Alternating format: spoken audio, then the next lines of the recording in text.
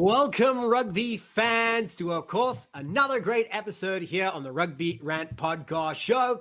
My name is Ty Braga, your host for today's activities, alongside the familiar faces of Rob the Hammer Hammerschmidt, and, of course, by his side, Scott the Big Guy Ferrara. And joining us on this occasion, who we like to be able to call the Little Hammer, is, of course, Preston Hammerschmidt, who's here to be able to take on Scott and Rob in the familiar rugby debates later on. But before then, it's important to be able to share with you what's going on in the world of rugby. And to help you through that, we're going to be starting off with Around the Pitch.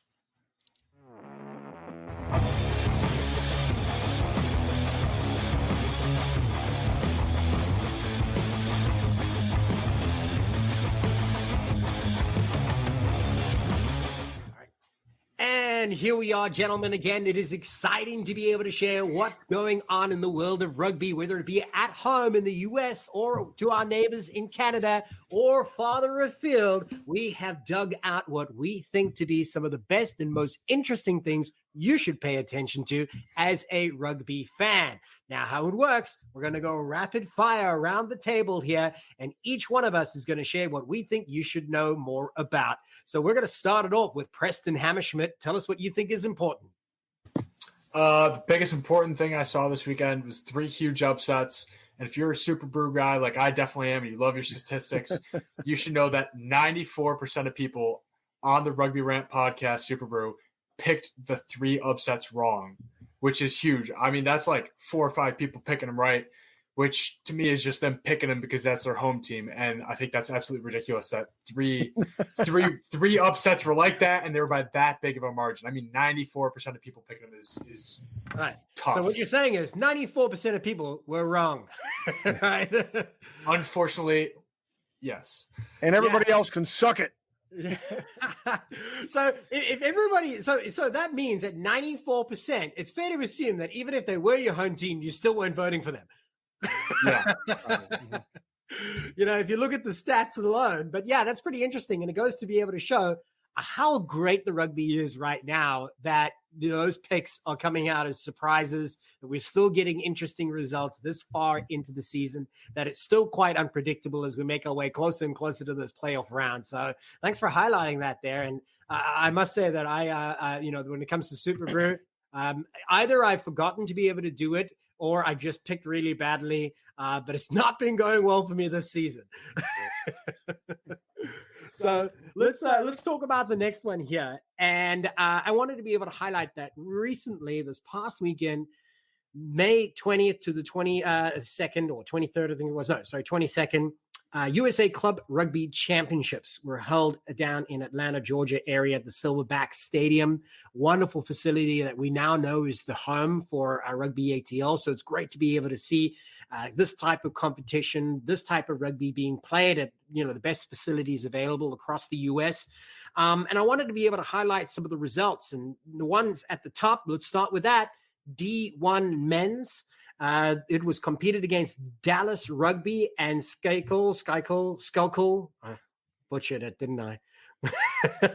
River Rugby. The scoreline was 46-16 in favor of Dallas Rugby. One person online commented underneath, could we just swap the amateur for the pro side? I thought that was a burn. That was unnecessary, but it's great to be able to see good rugby at that level being competed in stadiums like that. D1 women's was Nova, Northern Virginia Rugby, and Colorado Gray Wolves. The scoreline 27-19, Nova taking the victory on that one. And Rob, I believe that you had some of the other results to share. Yeah, so it's great to see Club Rugby return to a national championship after a 2-year hiatus. So that was cool. So we had D2 men's Charlotte RFC, or Charlotte Rugby Club, 35 over Denver Barbarians 24, so 35-24. So congratulations, Charlotte. Women's D2 Providence Rugby over Knoxville Minx. I love the Knoxville Minx name. That's just so cute. 25-8. And D3 men's Union Country Mud Turtles. Scott's got to get one of their hats. I know he likes Definitely. fell short to Palm Beach Panthers 48-7. So congratulations to all the teams that competed, and especially the champions as we return to club rugby. Excellent stuff. Scott, what have you got to share with us? Well, recently the PR7s came out with how the teams are going to win the PR7s championship, because there's going to be 3 legs this upcoming summer of the PR7s. And talk about interesting names. We will only have 4 teams in both the men's and women's bracket, and we're back with the original 4: the loggerheads, headliners, experts, and loonies. And what they'll be doing is they'll be going playing each other twice, each in San Jose and then DC, right? So like, let's say it's loggerheads and headliners and then experts and loonies in San Jose. They'll split them back up in DC. They'll play a round robin, 3 points for a win, 2 points for a tie, 0 points for a loss, a bonus point for a 7 differential if you lose, a bonus point for scoring more than 4 tries. And what's going to happen is the aggregate amount of points will determine the seeding for Austin. Austin is going to be a straight knockout tournament to determine the winner. And here's the thing. There's 3 winners: a men's winner, a woman's winner, and then an overall standings winner. So at the end of this, at the season's end, they will decide what's called the United Championship. It's a co-ed competition between the franchises. The men's and women's team for each franchise will combine points from all 3 tournaments, and the franchise with the highest aggregate point total will be crowned the United Champion. That is an additional twist that is so interesting. Pretty cool. I like that, and it keeps it interesting right to the end. And so one more note, certainly does count. The big guy will be in attendance for the DC leg, so come at me, bro. Let's go. And a sub note of that note, one guy who won't be in attendance is David Fee. I'm giving him the wah wah wah wah trophy because he has to go to a wedding. His brother's getting married, and he will be missing out his family. Weekend. Poor guy. Don't we know you never plan anything during rugby season? All family and friends know this. It's the rule. I like it. Always throwing shade at some of the familiar favorites and friends to the show. David Fee, certainly one of those. And he was, not only was he there last time around, but he was part of the coaching side. So it'll be he won. All he missed. He won. Yeah, he was part of the right. Exactly. Team, right. So not even there to defend his title. Terrible. Preston, what else do you have to share? The one last piece I had, I got to watch the first part of the Utah Grones game, and Utah wins, and they stay undefeated at home versus the Go Grones. So for those guys who like more statistics, more interesting little tidbits and facts like I do, that's another one for you. All right, we like it. Keep it coming. So let me dive into the next piece, and we've been talking about this since it first came available this season, is the 50 cap club for Major League Rugby. It's an incredible honor, and we have 2 more inductees to that club in position 16th and 17th in the line of accolades. Is 2 former, should we say, Raptors players, right? John Ryberg, who was formerly also the #1 try scorer in Major League Rugby, started his career at Iowa University in his final year, moved across to the Glendale Raptors, eventually became known as the Colorado Raptors before in 2021, signing for what we know now as the LA Giltinis. And he's continued his good form. We hope to be able to see him finding even higher honors more consistently. But he definitely deserves that recognition. His 50 caps is certainly a milestone that is deserved. And another person deserving of that title is Pifiletti. This is Foka Asi. Pifiletti, San Diego, now more recently front row staple for the Austin Gilgronis, brought in some much needed experience in that front row. Some stability that they certainly have found throughout the season has helped them. And his Eagles debut was a stellar one. I mean, it was against the New Zealand All Blacks, although the score was not flattering. It's still great to be able to say that your debut for the Eagles, which was October last year, was against the New Zealand side. So both of them getting great recognition and deserving those honors of being the next inductees to that 50 cap club for Major League Rugby. And with that being said, next up, Rob Hammerschmidt, what do you have? Oh, so let's stay on the theme of the MLR. And of course, we all celebrated and know the big guy was a big fan of this. The league actually came out at some point this season with a list of the sightings. So we know and can keep track of players that perhaps had disciplinary hearings and what the results of the disciplinary hearing were. Well, of course, what's interesting is, to my knowledge, I think we just experienced the first sighting of a coach, and it's kind of got overlooked a little bit, I think, on social media.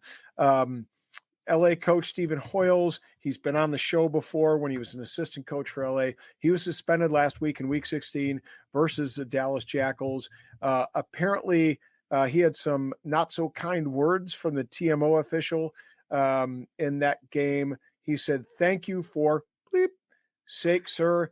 3 bags bleep full, sir." So that way I don't have to edit myself, makes my work a little bit easier. But Scott's so clearly, rolling Stephen over. Hoyles is quite the linguist. Well, I mean, like, out of all the things you could say, like, if you're my point is, if you're going to get suspended for a match, go for the gusto. Go big. Yeah. Go big. Yeah, absolutely. Right. So, again, interesting stuff coming out of the disciplinary process. Right. So, Hoyles, you're on the naughty list right now, and you've made that for the first time in MLR history, potentially. We might have to fact check that one. But that's quite an interesting one there. And, it's kind of funny at the same time. So once again, it has been an opportunity to be able to share with you as the rugby fans what we think is noteworthy, what you should be paying attention to. And of course, as per usual, if you think there's something that we might have missed. Well, you did miss something, Ty. Yes, you did. Yes, you did miss something. You did miss something. So, all right. So he's excited to get into the rant portion, I think. He just wants to get going. All right, Scott, what else do you have to share? Make it good. You got a big entrance here. So Ty completely missed my turn, but I just wanted to turn our attention back to the sevens women's standings. The last leg was played in Toulouse this weekend, and unfortunately for USA and Canada, top 10 finishes, but not where they wanted to be. USA finished 8th, Canada finished 10th. Overall, USA sevens finished 6th, Canada sevens women's finished 10th. And on the men's side, there was some controversy there, and I think we might be talking about that later on. So I'm just gonna zip my lip about it right now. Yeah, a little foreshadowing, but definitely some fuel for the fire, and fans will be really interested. Those that have been paying attention to sevens, and even if you're not, you've probably seen it online through social media, and it's a hot topic. Stick around. We'll be back in a few moments after we hear a little more from one of our sponsors and a lot more from Scott Ferrara. With over 37 years of experience, American Rugby Outfitters have been dedicated to providing quality rugby gear to those who like to get dirty. The ARO team prides itself in delivering the highest quality rugby gear that will withstand the punishment rugby dishes out. Brands such as Adidas, Barbarian, Gilbert, Canterbury, and ProTech will deliver when the game gets tough. Whether you need team uniforms, boots, bags, field equipment, or swag for the Postmaster Social, ARO is your source for quality rugby gear. They can set up your club or business with a team store like they did for us to ensure every member looks as good as the pros. If the international game is your vibe, ARO will carry you across the line with officially licensed gear from the Eagles, Springboks, All Blacks, England, Ireland, and Wales, amongst others. Visit rugbygear.com and check out all that the folks from American Rugby Outfitters have to offer. Use the code RANT15 to get a 15% discount site-wide. As an added bonus, when the items in your cart are $100 or more, you get free shipping to anywhere in the continental United States. Don't forget to check out our line of Rugby Rant gear available exclusively at rugbygear.com. Don't forget to use RANT15 to get 15% off your order site-wide. American Rugby Outfitters, dedicated to the toughest demands in the world's toughest game. And rugby fans, we're back. And again, this is the most interesting part for many of our fans as we put ourselves and our guests to the test in the familiar rugby debate format. Our contenders and competitors today, a reminder, we have Rob, Scott, and of course, Preston competing against one another for top honors to be crowned top ranter.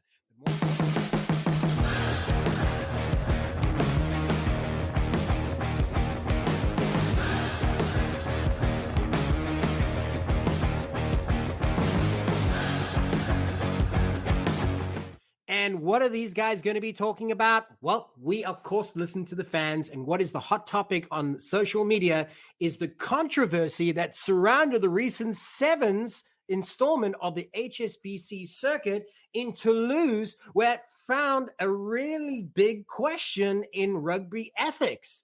So if you're not familiar with what I'm talking about, this most recent edition that was held this last weekend left 3 teams competing for a spot to be able to advance. Each of them were left only on 7 points, and its points differential is what separated them to see who may advance.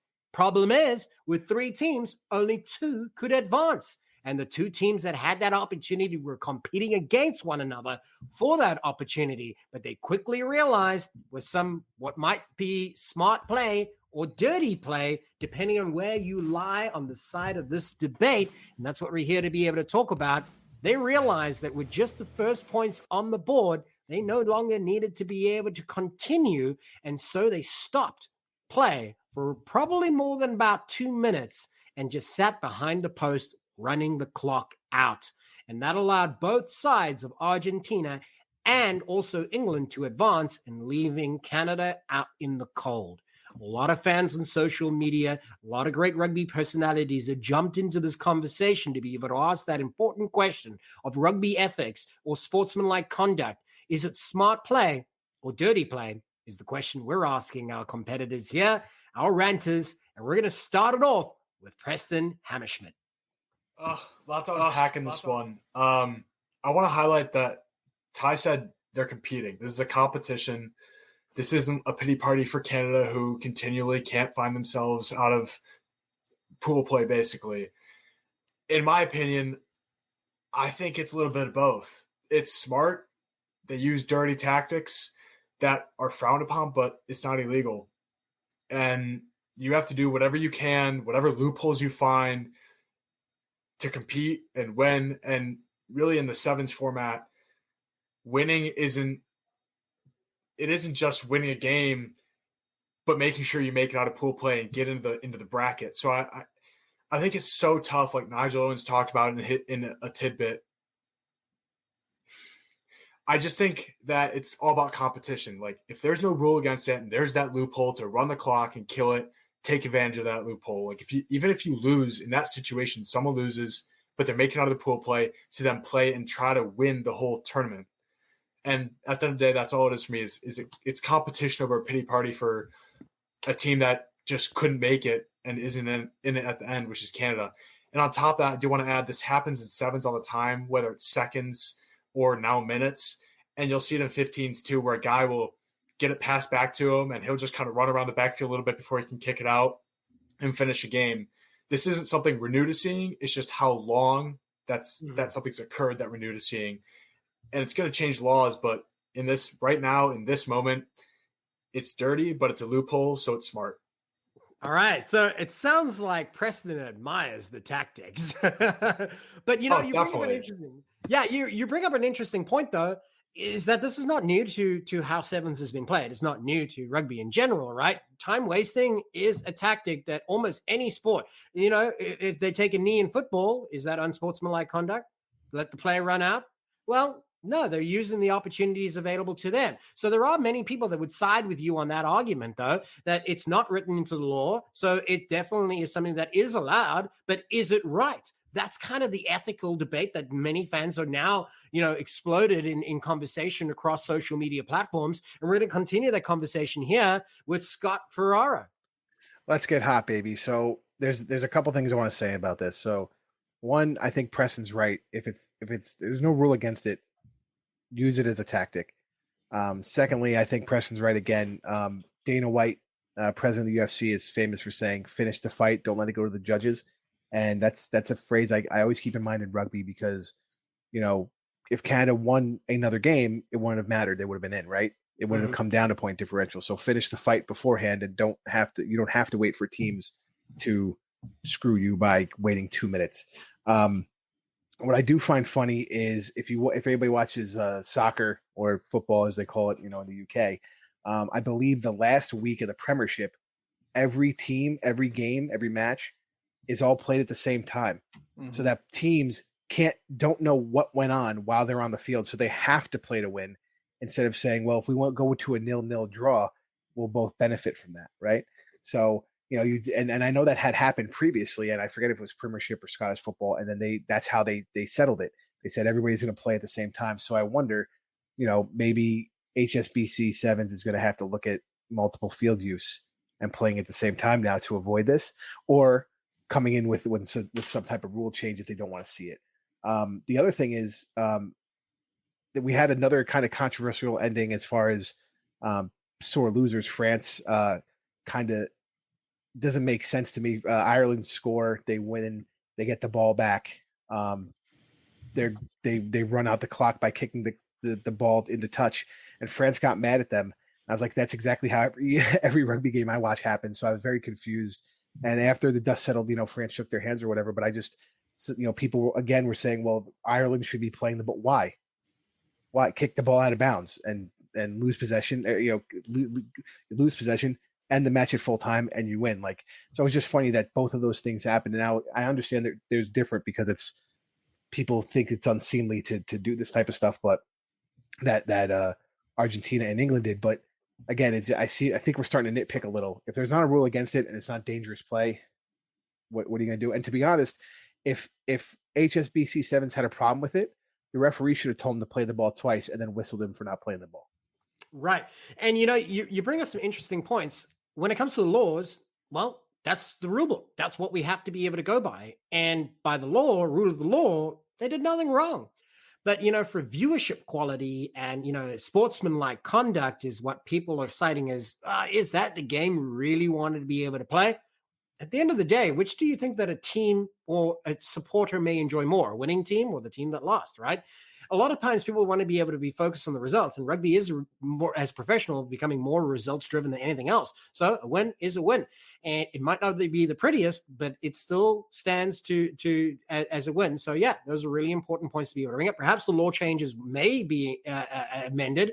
It's not uncommon to be able to see time clocks for kicks. That was introduced recently. So maybe, something like that could be introduced. But it wasn't until now that it became such an obvious issue, as you pointed out earlier, Preston, is because maybe the length of this that people considered it ridiculous. And let's leave it there as we hand it over to Rob Hammerschmidt. What I found most interesting about this is actually with 2 minutes, England would have been down by 2 scores or put them within 2 scores of winning. And so I didn't quite understand why they just didn't try to play it out unless they were thinking about the potential of injury, or whether because it was one of the final matches, as Scott said, they already knew the outcome of other matches. They were looking at who they might play in the knockout round, and they would rather lose and be second in the pool and play Samoa Sevens, who was 10th overall in the standings, HSBC. Right, an easier run to further rounds. Right. Instead of playing Ireland, who is ranked number 4. So as Scott said, and Preston started with a smart play because you're just playing smart rugby. And Scott's talking about, the fact that we're looking at, looking ahead, knowing the outcome of games already. Where do you want to place yourself? I mean, this happens. It used to happen all the time in Illinois with wrestling, is when you had, some of the earlier rounds in different places be competed at different times, we would get the scores and you would know who you might wrestle or might wrestle off against the next level of competition. And so, quite frankly, if there's no rule preventing it, teams and coaches are going to exploit it, and that's what happens. But was it in the spirit of values of rugby? No. I think 2 things concern me. Well, 3 things, actually. Number 1, the losers, the fans, right? They were booing. This was not exciting rugby. Sevens is known for excitement, yet there certainly wasn't any in this game. With gaming becoming more popular, that really tweaks the gaming industry and the betting industry up. And finally, what disturbs me most is, yes, Nigel Owens was concerned about this and said he could have cited, for foul play or whatnot, some of the players here, but other officials don't. And that concerns me from a consistency of officiating. This means something that's consistently officiated, not with a new law, but just how are you going to interpret the current laws, and there being consistency from official to official. And that law that you're talking about is 9.27 of the World Rugby Code and Ethics. And what it basically says is that if for unsportsmanlike play, you can call the whistle. And so the interpretation of that and the use of that is up to the referee. And this is kind of furthering your point there, is that, and I like that you highlighted that, maybe it's not about introducing a new law, but by enforcing the law that's already existing. Now, is that the right law? Is that the one that's most applicable? According to Nigel Owens, yes, it is. So it still circles back around to the important question: is it unsportsmanlike conduct if it's not against the rules? Well, let's go back to what actually happened. So Argentina's up 19-0 with 2 minutes left, and England only has to score one try to bring that point differential to get them above Canada. Right. So when he realized Argentina was behind him, he started to take his time. And what he also realized was, if we give the ball back to Argentina, and they were down to 6 men, believe it or not, at the time, and they score, we get bumped out, and Argentina is already in because they're going to win. So it really comes down to the Argentines also quitting on the tackle. Everybody wants to talk about what England was doing, and there's a couple people who are in the camp of the Argentines doing it wrong because they just settled and say, "Well, we won the match," because you're not going to score this and then even they looked confused at first, but then 14. How many 14? You're going to score 14 points after you give the ball back to the Argentinians. You have to get you have to get possession, score, get the conversion, kick it back to the Argentinians, get the possession, score to beat them. So I think people, I don't know necessarily if it was about who they were going to play if they moved on as much as it was Argentina. That Argentina was already going to win. England just needed the point differential, and they both just kind of said, "Screw it." I mean, well, even which then goes back to my point that the fans lost in the end because they didn't get to see what they came there for, which is attacking rugby. I mean, not the English or the Argentinians. Yes and no. Yes and no, because I'm not sure how ticket sales work for sevens, but I'm sure after a sevens match, they don't have security guards going through, "Oh, you got to leave. You paid for this ticket. You got to leave." Like, it's one match that I'm fairly certain if you're a fan, you're going there for the whole day. So it's one match that a fan's going, "Well, I guess I can go to the bathroom now a little earlier."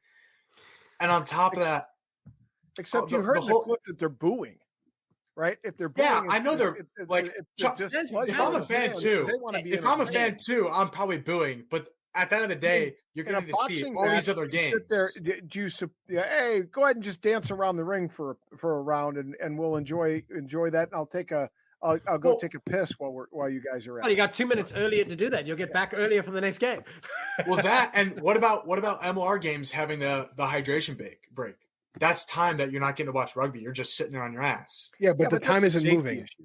And the time isn't moving. No, you're not losing. You're not losing any time of play because of. And I get that, but I'm saying is like in either sense, you're just sitting there not watching rugby when you should be. Be watching rugby. It's not about the watching rugby. Each minute is only 7 minutes, right? I'm sorry. Each half is only 7 minutes. 2 minutes in comparison is a large percentage of that half. But right? I'd argue for 12 minutes they saw Argentina scored 4 tries. So they did watch attacking rugby for 12 out of the 14 minutes. And that's the other thing for Argentina and really England for that sense, for those 2 minutes in sevens, which is huge. 2 minutes is huge. You're getting to sit there and catch your breath to hope to go back on the attack and have fresher legs in those 2 minutes. And then after them, you get to snap and go on attack, and either team could have won it, or Argentina could have scored 2 more tries. There's no certainties in rugby, especially sevens rugby. But when you're watching it, and the Argentinian team is down to 6 men, what are the odds of that? And then like we said, what are the odds of England coming back to beat them? Right. So your argument with 2 is minutes left. What impact would this have made if they continued play anyways, right? Yeah. So, Rob, you wanted to jump in? I'll let you finish. I was going to ask you if indeed there's a citing here, like let's say you're talking about unsportsmanlike conduct. Who do you cite? Do you cite Argentina for not forcing them to dot the ball down, or do you cite England for waiting until they're attacked? In this case, about it, it's just an extension. It's just a longer extension. What most sevens teams do, they don't tap. Right. They may do an extra 5 or 10 seconds each time, but there's a man chasing the ball to put pressure on them, and there was no pressure. So as you say, they were both complacent in the act. Right. Well, it's funny because in one of the USA games, one of the USA players almost got tackled when he crossed the try line, and he rolled on his back, and he didn't down the ball. It was LeCamp. I'm pretty sure it was LeCamp. And he went to down the ball between the sticks, and the referee goes, "No, it was down," and they didn't look at it. The ball was nowhere near touching the ground. So I just find it funny that in the USA match, a couple matches beforehand, they had a grounding that wasn't supposed to be a grounding. And then in this match, they had a grounding that never happened. Well, certainly a lot of action when it comes to sevens, or the lack of action in this case. Yeah. But there's an old saying, there's no such thing as bad marketing. And right now, sevens rugby is the hot topic because of this. Fans, arguably might have felt a little bit cheated at that time. But overall, there was still some great rugby to be had. So let's just swing it once around the table, as the original question may lie, and we need the answer from each of you. Smart play or dirty play? Where do you lie on this topic, Preston? I think it is smart play by using dirty tactics, and I think it's ingenious by both teams. It's sevens, baby. Anything can happen, and in this situation, 2 minutes was killed, and both teams made it through. Canada doesn't deserve it anyways because they suck at sevens recently. All right. So, smart play. Whoa. Too bad, so sad for Canada. Good thing Doug Wilkie can't come across the border. Yeah. Try me. But he's Me and my hop along American parlay. flag We'll behind try our him best. anyways, just for like a little bit more oomph, Yeah. Sorry, you have a scooter. You can move fast. Hey, you see me zoom. Scott, your opportunity to tell us what you think in your final thoughts. I think it's a smart play. It's not against the rules, and I got to be honest. In my opinion, it's not unsportsmanlike. I feel like unsportsmanlike is making a disgraceful, match moment. But i.e.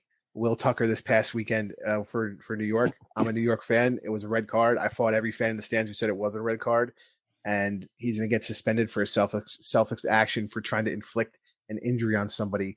That's unsportsmanlike. Somewhere in the round about 3 weeks, it could. That's unsportsmanlike. Not right. Good example. Not people gaming the system. Which at that point, how many times has it happened? This is the first time I remember it happening. So, do we need to make a change? I don't know, but they're working within the rules that they have. Fair enough. Rob, your final thoughts. Yeah, smart play for the reasons I said. It advances them on the table.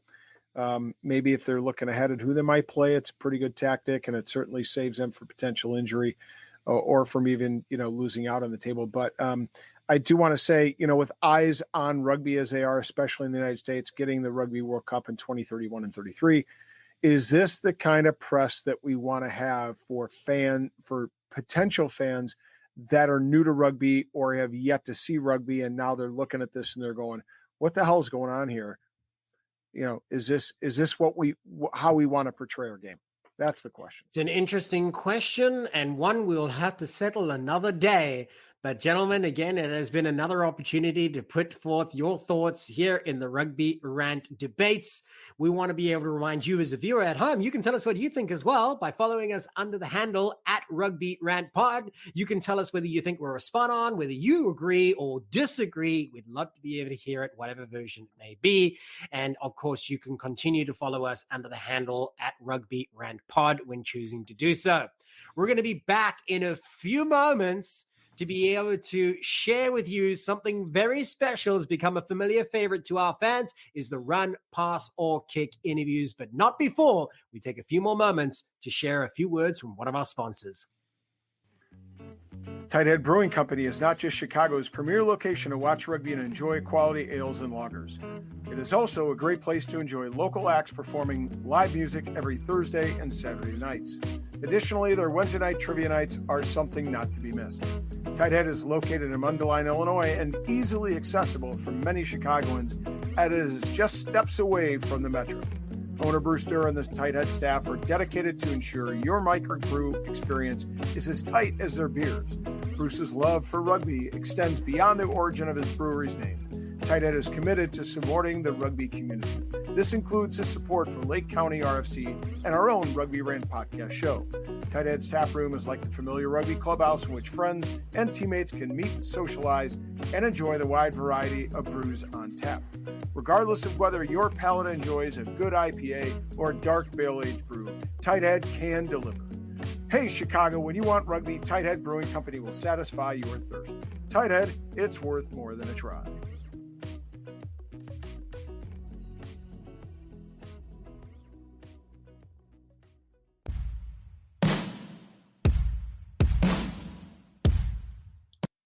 Welcome, rugby fans. Of course, it's that time again where we put a special guest in the hot seat for our run, pass, or kick interviews. And who do we have here today? Well, San Diego Legion, Chris Robshaw, by way of the Harlequins, England Rugby, Saxons Rugby. The list goes on with this man who has rich history when it comes to everything rugby. And I am honored to be able to say that he's joining the most prestigious show in his career here on the Rugby Rant. Your entire career has come to this moment. Chris, right. How do you feel? It's a pinnacle, you know. I'm looking forward to it. Well, I enjoy that. Flattery gets you everywhere with us. If you've never seen this before, we love it. So bring all the good energy you've got. But, you know, all jokes aside, Chris, it truly is an honor to be able to have you here. Fans have been excited to be able to hear from you since you landed on this side of the pond. But we're going to dive into more of that throughout the course of this interview. But before then, it's important to remind our viewers how it works. And for that to happen, I hand you over to my colleague, Mr. Rob Hammerschmidt. Thank you, Ty. And again, Chris, thank you so much for joining the show. It's a pleasure to have somebody of your pedigree join us. So for fans out there who have never seen a run, pass, or kick interview style, it works like this. We're going to throw some questions here at Chris, and we're going to prompt every question with run, pass, or kick. So Chris, just like any good rugby player, especially one of his caliber, should be adept at handling a ball, just like he's going to be handling these interview questions in any number of ways. And so one of his options is to run with a question, which is to say he's going to, carry it straight up, good on the front foot and answer the question. Or he could tell us he's going to pass a question. It just means he's perhaps a little uncomfortable with it, doesn't want to get himself in trouble with the Legion brass. Or he can have a little fun with us, make us work a bit, put us on the defensive, and he can kick a question to us. And that means that we're going to answer in a way we think he'll answer. And he can either direct that to Ty or myself, or he can make us think a little bit on our feet, and whoever asks the question will have to answer it. Chris Robshaw, are you ready for the run, pass, or kick challenge? I'm ready. I hope you do some accents if I kick it back to you. Of course. I love it. I get so many American guys at the club to, they all think, can I have a cup of tea? And they all kind of speak like this when they're doing an English accent, which is always very amusing. My accents kind of rotate from Australian to English to Cockney and then somewhere in between. So it's never very good and it's often ugly. Hey, rugby fans. Once again, thank you for tuning in and watching us here on the Rugby Rant podcast show.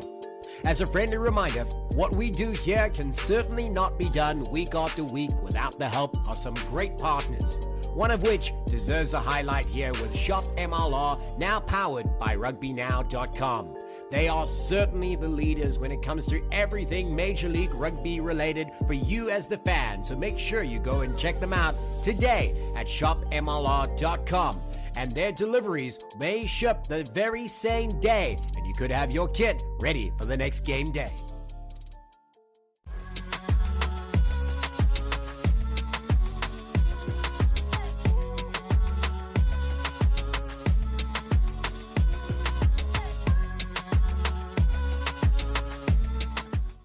All right, so we're going to go to the first question.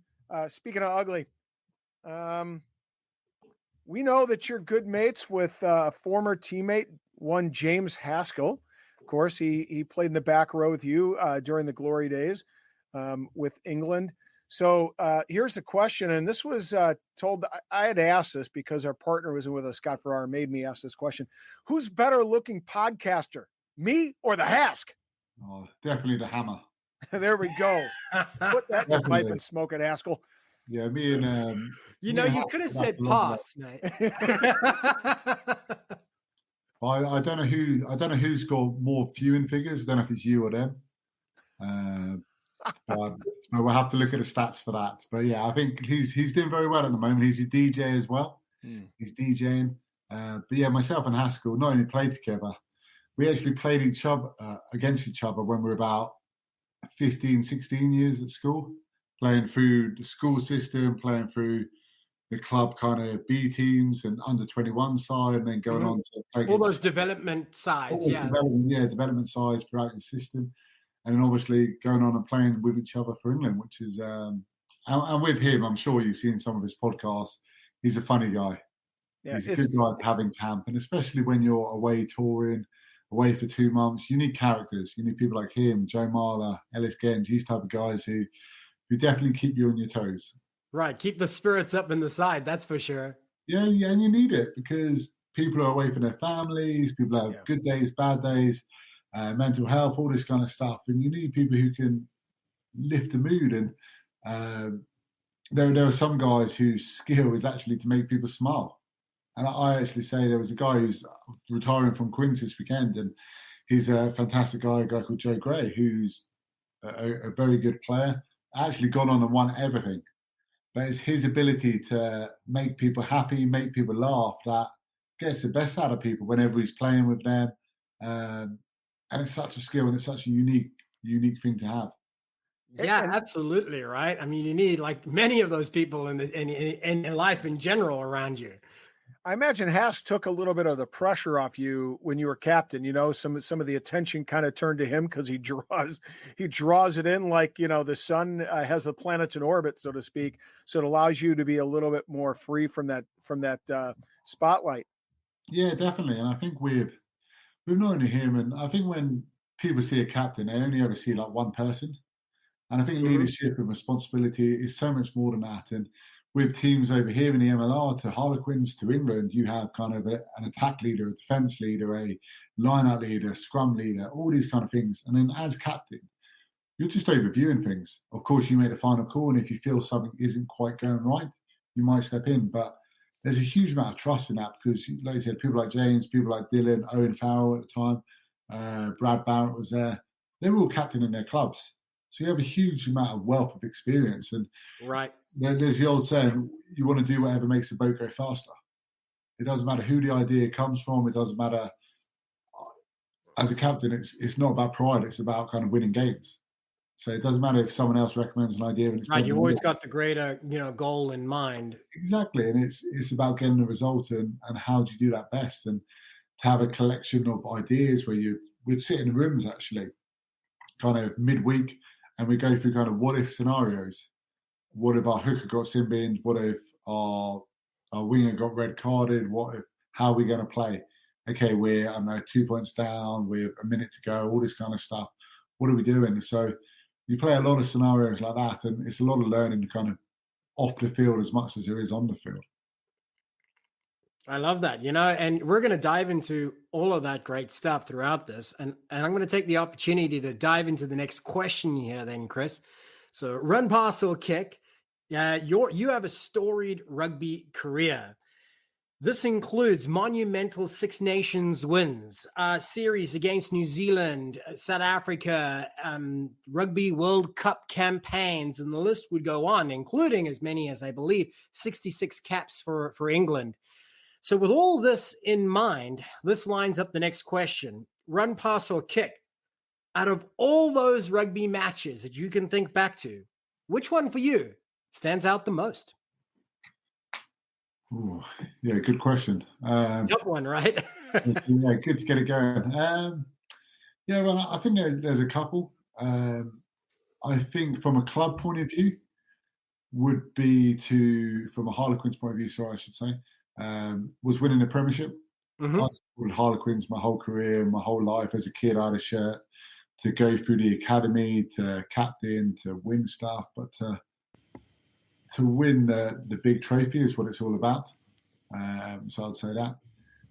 And I think from an English point of view, there are many. But I think captaining them for the first time, leading the guys out, singing the national anthem for my first game as captain was away at Murrayfield. And you kind of Princess amazing atmosphere there though too. Phenomenal. The rivalry is real. Then we had Prince Anne come out, and you have to kind of introduce all the players. And I was worried. I was like, just don't say anyone's bad nickname or anything like that. Just get it spot on. And then when you sing the anthem is, I know the Americans sing it very proud as well over here, and it's a very proud moment. We probably don't sing it as much back home as we do here. And as a kid, I would always watch the TV and want to sing the anthem as well, and kind of be at home in the lounge. But yeah, to do that for your country, and you can see your family and your loved ones and all that, and it's brilliant. Oh, that's brilliant, and it's got to send shivers down your spine every time it happens. Every every one of those 66 appearances, I'm sure, gave you a different and unique feeling when you stepped on the pitch. But it's wonderful to hear about those experiences because, you know, for somebody like myself who's been following rugby, I'm an old fart. I've been following rugby since I began playing in the mid-90s. You know, watch Delalio and some of those old guys. It's like Twickenham and Murrayfield and, you know, the stadium there in Dublin, just storied places to play. And it stands a point of reverie for many of us that haven't had a chance to visit, let alone play. But I want to go back to that point you talked about, that becoming captain of England. If I'm not mistaken, you became captain after having only one cap with England. Is that correct? I mean, that's incredible to think about that, right? I mean, especially with England, just one of the bright shining stars in rugby, world rugby for, you know, decades and decades. So run, pass, or kick, were there any challenges to taking the captaincy over above and beyond those that come with the role because you were relatively fresh faced when you took over that responsibility? Yeah, I'll run with this. I think with it, look, like you said, I'd only had one cap before. I'd been in and out of camps a couple of times. I'd seen how things had worked. I had captained Harlequins for a year or two before. So I captained a little bit. But again, it was important for me to get good people on side, get good people in the camp with me who could help drive this side forward. And in doing so, it was then about going away and learning from other people. You said Lawrence Delalio. I went and chatted to him early on. Will Carling, Sean Fitzpatrick, Kevin Sinfield, a rugby league legend, and all these guys. And you're trying to take bits of their experience and put it into yours. And look, there was times where I would try something from one of the other people, and I would get laughed out of room. And then there were other times where I'd try something else and be like, people be like, "Wow, that was good." And it's using that experience you can take, but also putting it into your own mold, which was hugely important. And like I said, I didn't have a huge amount of experience at that stage in particular, and going to a lot of these grounds I'd never been to before. I'd only seen them on TV. I hadn't even been as a fan a lot of the time. So it was trying to get me up to speed as quickly as possible. And I think in doing so, it was tough, but you wanted to do well. You wanted the team to go well, and you needed to make the effort. Yeah, and correct me. Oh, I'm sorry, Rob. Continue. I just wanted to. I was going to say what's interesting and I love about what you said is it seems like while you pick and choose, it's kind of like because I've been a coach for several different sports with young people, high school kids here in the States, but you kind of figure out what works for your personality, right? Like you can't do things out of your character, otherwise it doesn't go well. You got to do things that stick with what you know and what you're about, right? And the values that you stand for. Yeah, precisely that. And that's probably early on when I got a bit wrong. I would try something which was a bit out of character, and it doesn't work because obviously the people know you there quite well. So they're like, this is a bit strange. This is a bit, who's he acting for here, kind of thing. So again, it's taking that experience, taking that knowledge, but again, it's putting it into your body. And into the way you are and stuff. Because there are many different ways to skin a cat, and you got to find out what works for you. Yeah, and to put it in context for fans, I mean, it really was, as Rob said, quite extraordinary for you to have only one international cap, and then on the next occasion be capped as the captain of England. Because if I remember correctly, shortly before that, you went to camp in for what was going to be the 2011 Rugby World Cup campaign, if I remember right. And it was kind of at the time, maybe a lot of fans might not realize this, but you were very much on the rise. You were getting the nods from the right people. You got called up to camp, but for whatever reason, it didn't end up working out for you for that World Cup rugby campaign. And then you come back in the 2012 as the captain for the Six Nations. So, it's an incredible journey. That period in your life must have been pretty exciting, though, and lots of lessons, I'm sure, learned along the way. Yeah, very much so it was. And we had good success at Harlequins at that time as well. And it was just a brilliant chapter, like you said, to go and captain your country, to be out there at Twickenham in front of 80,000 people, sing the anthem, winning games, going against the best teams in the world is what you wanted to do as a kid. And for me, it was exactly that. The best 23, the best 15 in your country would be the best 15 in their country. And everything else goes out the window bar rugby for that exact moment. Right. Because as soon as you finish, you're seeing the sponsors, you're doing the media, you're doing recovery, and you're preparing for the next week. Hey, For that 100 minutes or whatever it is, you get to fully focus on rugby, and that's all that matters. Mm-hmm. I want to step in and ask a question that's kind of off our script, if you will. There's this tradition we've seen for many years where there's the jersey exchange, when you're playing for your country. Is there a shirt, that you've traded for with another player that for you is iconic for you for whatever reason? That's a shirt that you put up. It's someplace important. It has some kind of importance in your heart because of, that game or the competitor or the effort that you put in. Yeah, there's a couple. I think as a kid growing up, Richie McCall was a massive idol of mine. Yeah. Right. As a player, phenomenal player, and to play against him numerous times, swap shirts with him. Only got a better off him once, unfortunately. But yeah, so I've got his and my shirt up. I had some good battles with Sam Warburton over the years, and he gave me his 50th cap shirt. Wow, that's a big one. Yeah, which is very big. And then what else? I mean, I've got a lot. I've got Celia Khaleesi's first shirt as captain. Ooh. First shirt as captain. Okay, you got quite the collection, my friend. Right. I'm pretty jealous as it is. So keep laying it on. What else you got? I've got some nice ones. But in all honesty, most of them are in a bag under a bed somewhere. If I'm honest, sacrilege. Give it to me. I'll give it good honors. Unfortunately, with us kind of bouncing around a bit at the moment from England to San Diego, I haven't quite had space to put them up. Taking that right, yeah. I mean, it is. With that comes so many stories, the memories, the accolades. It's kind of nostalgic, I'm sure, if you have to be able to pull out the box and you can kind of transport yourself to the energy and the time and the space for all of those wonderful memories that you've gathered. And I'm going to try and rack your brain though, going back into your memory though. 2015. Here lines the next question: run, pass, or kick.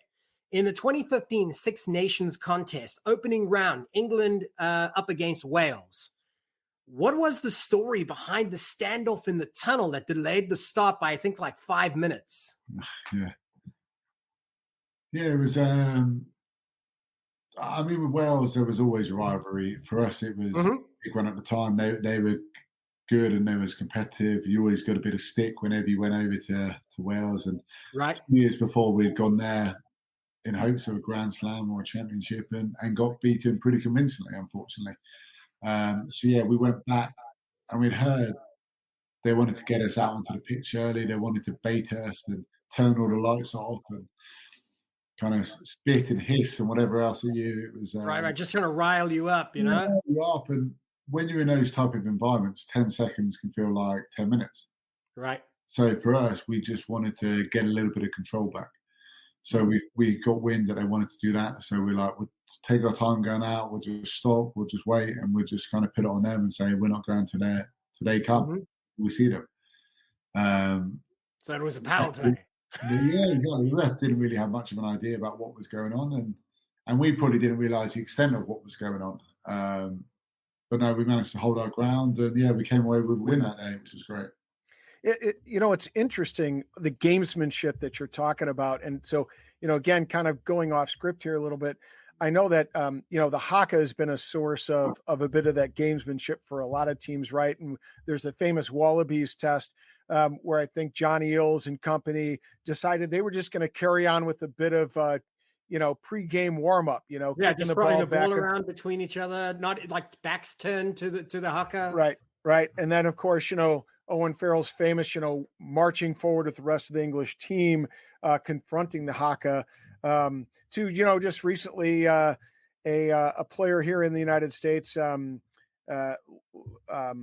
lock for Rooney, and I'm shameful that I don't remember his name offhand, but it'll come to me, I'm sure, in about 20 minutes. That's what happens when you turn 51. Chris. Yeah, it was Brakely. Yeah, Brakely. With the kind of shit-eating grin on his face. Grin, but, But I guess, was that did you guys plan that as a team, or was that something where you as a captain said, I'm going to pull something out of my pocket? I remember talking to Fitzpatrick, or I remember talking to, Jono or somebody like that, and said, where did the inspiration come from? Where'd that come from? Yeah, I don't even know, to be honest. Like I said, it's just one of those things which just kind of evolved with time. Okay. Just kind of before we get slow, and then I was just like, okay, we'll just wait here. Yeah, I don't think, like we said, I don't think in our heads before going out we planned to wait there. And I think with these type of moments, you then have to be good enough and go there and back it up. And I think that's often what some people are scared of. Some people don't want to say, yeah, we're going to beat this side on the weekend, or we're going to do this, because you're accountable for something. Right. When you're accountable for it, you better deliver, because if not, you're gonna be asked to kind of eat your words. So yeah, that was definitely something. And yeah, maybe it spurred us on. Maybe it put a bit more pressure on us. Maybe it riled our side of the crowd up a little bit more. And yeah, you never know how these things are. But yeah, that turned out to be. It's all the nuances in between, especially like, in moments like that can make the difference. One thing you didn't plan, but it happened organically, but it made a great impact. And, that's the great thing about sports. It's the true reality. It's the closest we have to true, like real moments that are unscripted in life today, because it's still very unpredictable. And I love that story. And there's a lot of people that were interested in being able to hear that, because it was quite a big thing across the rugby world. It had reverberations across the rugby world in general. So thanks for diving into that one with us.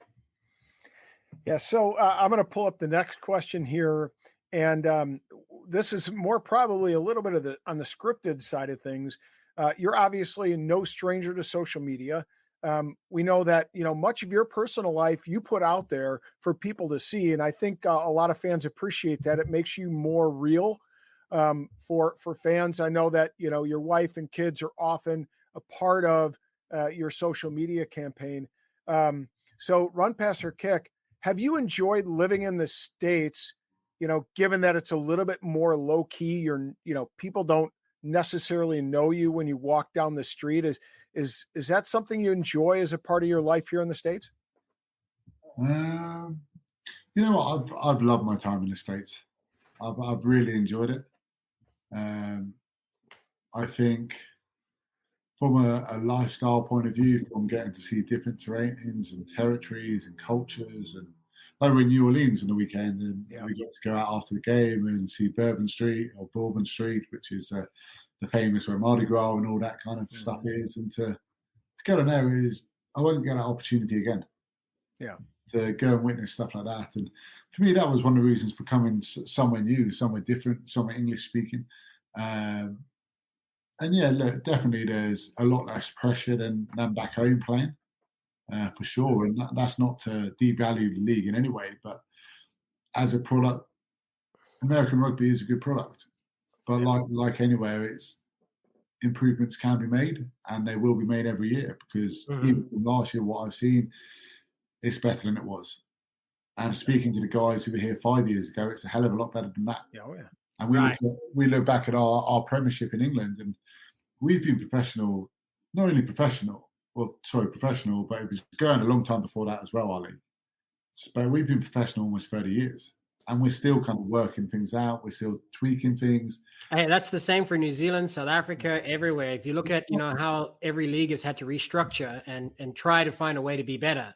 Exactly. And I think with this league as well, as long as it continues to make little improvements every single year, by the time the World Cup comes, and of course that's going to be incredible, it's going to be a great product. But yeah, like I said, I've really enjoyed being over here. We live kind of 5 minutes from the beach. Nice. For me, the ocean is a big kind of mental switch off. It's a big thing for me to be able escape. Yeah, it's an escape. You put your phone away, you just go in the water, and it's pretty cold, I must admit, at times. What do you mean? You're used to the UK water. It's got to be warmer than that. Yeah, it's a bit warmer than that. But you just go in there and you're at one kind of thing. And for me, I just, every now and then, a couple of times a week, just pop down on my own for half an hour, have a swim, have a little sit there in the sun for kind of 10 minutes, and then get back in the car and come home. Just mentally kind of unwind, and also the recovery process of the body and the mind and all that kind of stuff is hugely important to me. I got to ask, you talked about New Orleans and sorry to say, well, I'm not sorry to say, but I'm a NOLA fan. That's who I support. So no one's perfect, Rob. Yeah, I realize that. But I come pretty damn close. Just ask my wife. But nevertheless, did you get down to Lafitte's, the blacksmith shop, one of the oldest buildings in New Orleans? Did the boys take you down there? No, we didn't. We were only there we kind of arrived Friday afternoon, evening, and we left very, very early. We left at about 5:30 in the morning on Sunday. So it was quite a quick turnaround. But yeah, we managed to get out for coffee and then a beer or so after the game, which was nice. Was nice. Well, it has been a pleasure thus far to be able to spend our time here with you, Chris Robshaw, from, of course, the San Diego Legion, but more importantly, from international honors to here on American soil. So for all of our fans at home, if you want to be able to continue learning more about this man, his career, and possibly what his thoughts are on rugby in America, stick around and you can join us on patreon.com to be able to get that additional content that is our new home for all our rugby fans who are looking for a little bit more from us here on the Rugby Rant and guests just like Chris Robshaw. So again, make sure that you check us out on Patreon. You can follow us under the handle at Rugby Rant Pod. For as little as only $3 a month, you can get all the good stuff from people just like him, additional rants, and much, much more. Your contribution certainly helps us to continue doing what we do, which is to aim to grow rugby one fan at a time. So once again, my name is Ty Braga on behalf of Rob Hammerschmidt and, of course, Chris Robshaw, our man of the moment here. Thank you for watching, and we'll see you at Patreon for the rest of this interview.